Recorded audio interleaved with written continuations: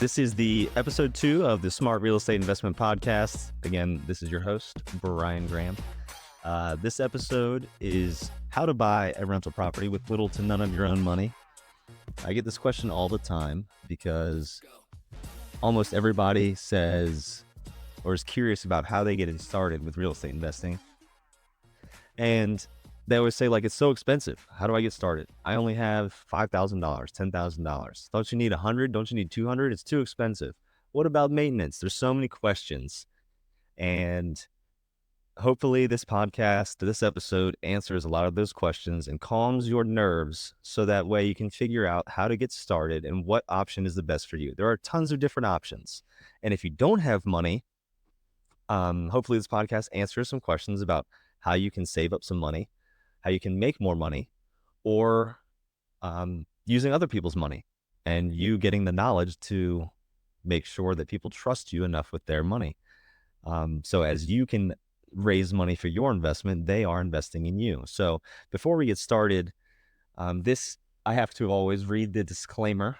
I'm not a financial advisor. The information provided during our sessions is not intended as financial, legal, or professional advice. It is your responsibility to conduct thorough due diligence, seek the advice of qualified professionals, and make informed decisions based on your individual financial situation and goals.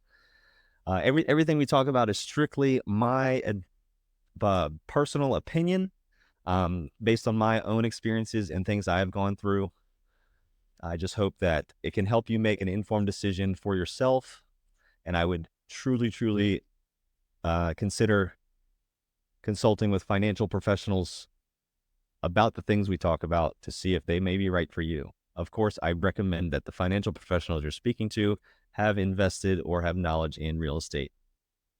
So let's say you have no money. The average American has about $1,200 in their savings account. Now, how is somebody supposed to invest in real estate with $1,200 in their account? So at the very beginning of the conversation, we have to learn to budget. We have to learn to create a savings. We have to create cash. Where do we get cash? That's how you buy real estate, with cash. There are certain ways, there are very rare circumstances where you can find real estate and actually come out of pocket $0. But those are very rare circumstances. I may touch on it in this podcast, but mainly this is for the person that's trying to do it their own personal way in a typical down payment option, the conventional way. So at the end of the day, you have to be disciplined and you have to learn to budget your money. So this may be a person that's single. This may be a person that shares a joint account with their husband or wife. So you have to learn how to budget your money, and here's how I recommend doing so. So very often I hear that when people get paid, whether you own your own business or you get paid you're an employee, you get paid by your job. I have heard that most people have been taught that when you get your paycheck, you put 10% aside to invest. 10%. In my personal opinion, that is not good enough. That is not good enough. 10% is nothing. If you get paid $3,000 per paycheck, you get paid 26 times every other week, 26 times throughout the year. I'll leave the math up to you, but $300 times 26 payments hardly adds up to $10,000, if that. So you need to figure out where you're getting the rest of that cash from. Here's how I recommend you budget. So when you get paid, let's say it's you and your girlfriend, your boyfriend, husband, wife, you guys share accounts together. What does that mean? Here's how I believe you need to be able to budget, because this is how my wife and I do it. When we get paid, we have 4 accounts. We have 4 separate accounts. The husband has his account. The wife has her account. Then they have 2 joint accounts. Now, the bank is only paying you 0.25% interest. So whether you have $100,000 in the account or you have $1 in the account, I would not try and find the best savings account for the highest interest rate. They're not giving you anything anyway. Your objective is to invest that money. So whether you make it a checking account, you make it a savings account, it doesn't matter. You have two joint accounts. So the husband has an account, the wife has an account, and then you have two joint accounts. One of those joint accounts is set to pay mutual expenses. Mutual expenses. This is things that have to do with the house. This may be rent. This may be groceries, pets, kids, everything that you both pay together. Car payments come out of that joint account. And then you have the second joint account, which is where your investments will come from. So it's recommended that you keep about 3 to 6 months worth of a rainy day account. That's very common. I highly recommend that. If something goes wrong, one of you lose your jobs, you need to pay for new tires, whatever it is, you want to be able to pay for those expenses. So my wife and I have that rainy day account. But in my opinion, whatever your joint checking account is, whatever that first joint account is, let's say your total expenses for that month, every month is roughly $4,000. Rent, insurance, car, you name it, $4,000. That account, you should be putting in the minimum you can to pay for those expenses. So $4,000. That doesn't mean you overload that particular account with $6,000. So you've got $4,000 because every month you're going to pay for those expenses and that's it. Your second joint account is where everything else goes in. So you've got 4 accounts. You've got the husband account, the wife account, 2 joint accounts.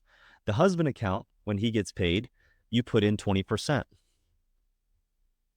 20% of your paycheck goes into your personal account. I can buy whatever I want. My wife has no say within reason. I can buy whatever I want because that's my money. She has her own account. She puts 20% in of her paycheck. She pays whatever she wants. Of the 80%, we fill up that first joint account, we fill up that third account with $4,000. And then everything else of that 80% from both of our paychecks goes to investment. So instead of taking the old route where 10% left over goes to investing, now we flipped it on its head and roughly 75 to 80% of our paychecks go into an investment account where we are ready to buy real estate at any given time. You can drastically change your lifestyle if you budget with discipline this way. So no more, going out on the weekends and spending all your cash and blah, blah, blah, and then complaining you have no money. If you want to do that, you can only spend whatever is in your personal account. That personal husband or wife account, that is on you. That is it. That's all you get to buy. That's all you get to use is that personal account. You do not need credit cards. You do not need credit cards. I will repeat. This is a great misconception. It is a scam that the middle class has been taught that, everyone's comparing credit cards. They're comparing points. Oh, what do you get with points? Oh, I paid for that flight with my points, blah, blah, blah. You are getting destroyed by credit card companies. No millionaire or billionaire has ever said, I got here using my points. I don't recommend opening them unless you are using them towards your business that you own, whether that's real estate or some other business that you own, and that credit is utilized to help you invest. That is the only reason. I do have credit cards and I use them for my real estate business. I'll save that method for another podcast. So the average American home costs $410,000. $410,000 is the average American home across the United States. How do I get involved in that home? How do I buy that home if I'm a real estate investor? There are markets where you can find properties for very cheap. You can find properties in the South, anywhere from Texas to Georgia, for anywhere between $10,000 to $50,000 to $60,000, $70,000. Decent homes, probably not 10,000. Those are probably a little more rundown, but you can find anywhere between $10,000 to $70,000. Single family homes, duplexes, and how you invest in that is, it's dependent on the market and what it looks like. But the average American home is $410,000. So if you don't have 20%, $80,000, $82,000, you've got to either find it or you got to find a different market. So how do I get involved into a $410,000 home or less if I don't have a lot of cash? So we talked about budgeting. We talked about how to raise money, how to save money rather. So this type of investment that I'm about to explain is talking about your primary residence, where you would live. Then number two would be talking about, I'm actually going to reverse that. The first one I'm going to talk about has to deal with partners, has to deal with how you typically buy an investment property. And then I'll talk about how you would invest if it's your primary residence. So I'm about to take on a partner. This is my first scenario.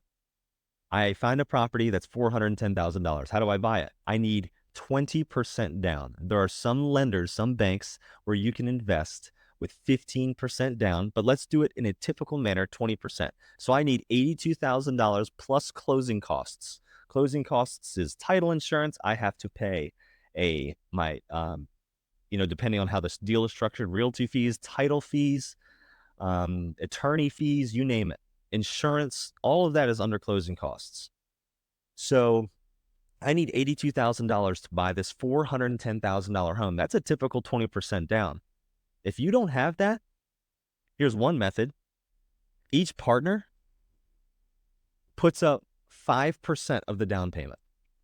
That comes out to $20,500. So each partner's in for 5%. So I find 4 people to put up 5% of the total home price. 4 people.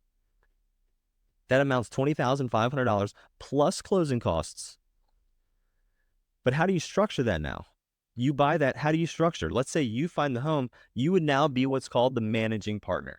You're doing the legwork. You find the home, everyone else gives you the money, but you have to be compensated for that. So there's a few different ways you can be compensated for that. Some books may tell you that once you have split the costs evenly, then the managing partner would then incur an extra 10 to 30%, depending on how much work they're doing. If everything is equal, every single person puts in the equal amount of money, then it's my opinion that the managing partner deserves what a property manager would get, and that's an extra 10%. Possibly up to 30%, depending if there's more work. Does the property need more maintenance? Does the property need more flipping? And it's also dependent on cash flow. Are we talking about cash flow or are we talking about equity? Meaning appreciation value, equity pay down. So I have a real estate business. How I have structured my deals is that if I find a partner, they will front me the money. They will front the money for the deal. All of the work is mine. I find the deal. I manage the deal. I do all the rehab. I do everything. It is completely passive for my partner other than having conversations about that property. There's no work on the partner's end unless they want to. But how we structured is the partner will front 100% of the cost. We split the cash flow 70-30. 30% to me, 70% to the money partner. And the equity is split 50-50 of the appreciation, of the equity pay down and the appreciation. So let's say the property costs $100,000. The partner fronts 20% of the, which is the down payment. They front 20%, so 20 grand. If the property produces $400 a month, I get 30%, which is 120. They get the rest, $280 a month. And then if the property appreciates to 200 grand, that's $100,000 equity growth. I get 50%, he gets 50%. Done deal. I've seen so much as a person fronts the entire amount of money and everything is split 50-50. It's completely passive for the money partner. The person doing the legwork gets 50% for doing the deal. When you break down the numbers, there's no question that investment still outpaces many stock investments, especially index funds. Okay, so that first scenario, person invests in a rental property, normal down payment of 20%, splits it with partners. So you have to come up with that 5% of the down payment. So in that example of $410,000 that you front 5% along with your partners, you're at $20,500 and some. It's very difficult to come up with. So here is one of the best ways to get involved, if not the best way to get involved in real estate investing and learn as much about the industry as possible. It's a concept called house hacking, which I'm sure everyone has heard. And the question I always get is, what is that? I've heard of it. I see it on social media. I see clips of it. What is house hacking? Well, the definition of house hacking is buying a home and renting out space in your home and receiving an income for that.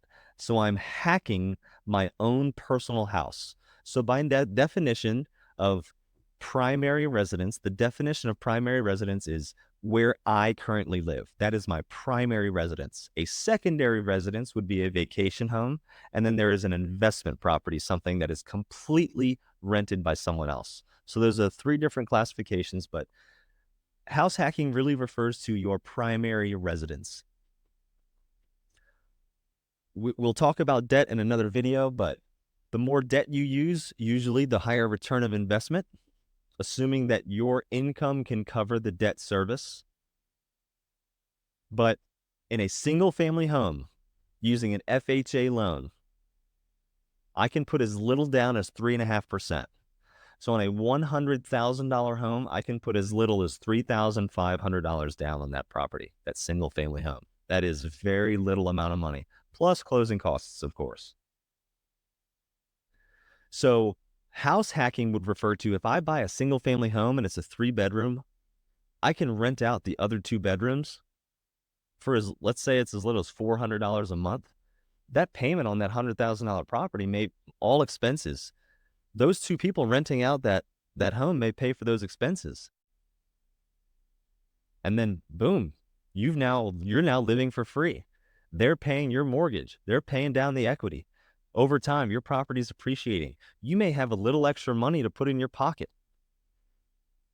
You may say, that's unfair. That's unfair. Why do they have to pay? Well, you're the one that takes the risk. If the mortgage doesn't get paid, their credit score doesn't get dinged, yours does. I highly recommend you also have everyone sign a proper lease, of course, because with a proper signed lease, then you can legally go after them for the money if they don't pay. So I highly recommend that you sign a lease. So house hacking for a single family home, you can put as little as 3.5% down with an FHA loan, and we'll get into other types of loans and different loans in another podcast when we talk about debt. But the next would be buying a multifamily property as your primary residence. Now, this is where you can make serious cash flow. This is where you can snowball if you're willing to sacrifice you and a partner, you living with a buddy, or you're living with your girlfriend or a wife early in your life. This is where you can make some serious financial gain. You buy a duplex, a triplex, or a quadplex, a 2, 3, or 4 unit property. If you live there, it is your primary residence, you can put as little as 3.5% down. So if that property costs, let's say $100,000, and I put down $3,500, and each of those other units rents anywhere between $500 to $700, you could bring in an extra up to $2,100, and the all-in expenses may only be $1,000. You could pocket upwards of $1,100 a month. It all depends on the market you're in. It depends on the type of property. What does the rent go for? But if you're bringing in $1,100 a month and you're all in for $3,500, you make your money back in 3 months. Plus the property appreciates over time. You could, if you want, you could take that 1,100 and save it to do it again for another property. You could take that 1,100, you could buy another property separately and stay in the current one. The terms of an FHA loan, again, we'll talk about it, but the terms of an FHA loan is you have to commit that primary residence. I believe it's 1 year. You have to commit to living to that residence for 1 year. After 1 year, you're welcome to move on. I believe you could keep that property. You can move out, keep it, rent out that property now. Now you're making an extra 600 on top of that. So now you're profiting 1,700. The real benefit of living there is that you are managing the property. That is one of the biggest benefits to house hacking, because you are living at your own investment property. You get to learn so many tactics of real estate investing. It is a people business. You get to meet the tenants. You get to learn about leases. You get to read the leases. You can even be there during the signing to get them to sign it for you. Once you learn all those different aspects, it'll give you the comfort, the necessity, the knowledge to move on to maybe an out-of-state property, working yourself into a different market and progressing. So an FHA loan, you're putting 3.5% down. There's other types of loans, conventional loans. You can put anywhere between 5 to 20% down as a minimum payment, depending on the type of lender. But still, you're talking about less than 20% because you're using more debt. And these are duplex, triplex, and quadplexes. It used to be that on a multifamily home, I had to live there, or if I had to live there, my only minimum down payment was about 10 to 15%. Lenders used to see that as higher risk. But just recently, I believe they lowered that down payment to 5%. That makes it a lot easier now to get involved in those type of investment properties, which is a great thing for real estate investors, especially people who want to get involved, because now I can get involved into, if I didn't qualify for an FHA loan, I might qualify for a conventional loan, because different types of loans have different types of restrictions. And again, I highly recommend you talk to a lender about what those restrictions are and if you qualify for certain types of loans. So again, the benefits of living at your primary residence as your first investment property. So what is the major benefit? I'll be managing the property, and I'm learning from that experience of what it takes to own my own primary residence. What does it take to own real estate? And what does it take to manage other tenants? How do I treat them? Are they going to be complaining to me? Is the rent I'm charging too high where they may not know it's too high? They sign the lease and then 3 months goes by and they're not paying anymore. They've put themselves in a hole. Well, now you have to evict them, or you have to serve them with a 30-day notice to vacate the premises. But they don't do that. Now what do you do? So that is a huge learning process. And because you're in the money for a little amount, most likely your job can cover the cost. So if they don't pay, you might be able to eat the cost and everything will turn out fine. Also, it'll be a tax deduction because it's a loss. But it's not the worst thing for that to be learned, to learn that lesson. But it gives you greater insight as to, once you get that person out, then you sign them up to a new lease, sign someone else to a new lease, maybe at a lesser amount, because you've learned that the previous amount was too high. You also will get tax deductions based on owning real estate, especially investment real estate. The tenants will pay down your mortgage, and over time, that property will appreciate. Those are major, major benefits to getting involved in real estate investing, especially with it being your primary residence and learning that process of managing people and managing the property. I highly recommend doing that. That is a great way to get involved. But some markets that you like to live in, or maybe that you grew up in, might not have access to multifamily properties. But if you and a buddy were ever considering living together, I highly recommend that one of you take the leap and maybe rent out the room to someone else, to a buddy. I've even heard people buying a house, a 2-bedroom house, and they themselves lived on the couch and rented out the 2 bedrooms, which is a great sacrifice. And a year later, they moved out and rented the whole house. And then they bought themselves a new house and did the same thing. And 2 or 3 years later, financially free because of that small sacrifice they made. It's difficult. It is difficult.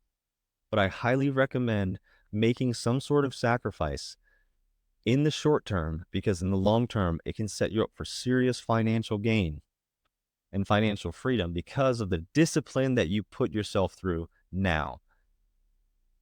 So, discipline of possibly house hacking, discipline of finding property, discipline of looking through properties on a daily basis, and especially the discipline of budgeting and saving your money, which is extremely difficult. And I totally understand. A lot of people are always say, like, I don't understand how people save that much money. It just comes down to being disciplined and figuring out your priorities.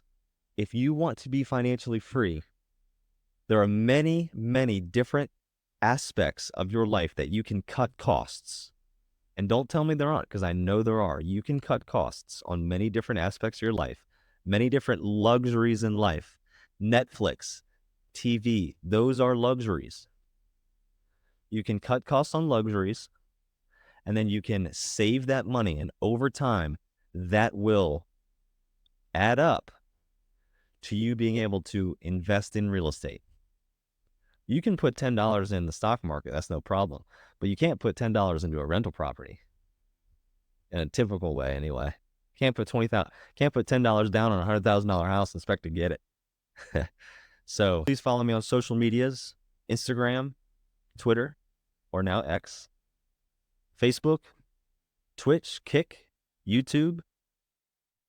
We'll be going live every Monday. And then throughout the week, I'll be answering questions from people on social medias, as well as the end of podcasts, to hopefully build this into getting on some other real estate professionals. I have some local professionals here located in Maryland that I'm going to be talking to about joining the podcast, and hopefully you guys will learn a lot from them.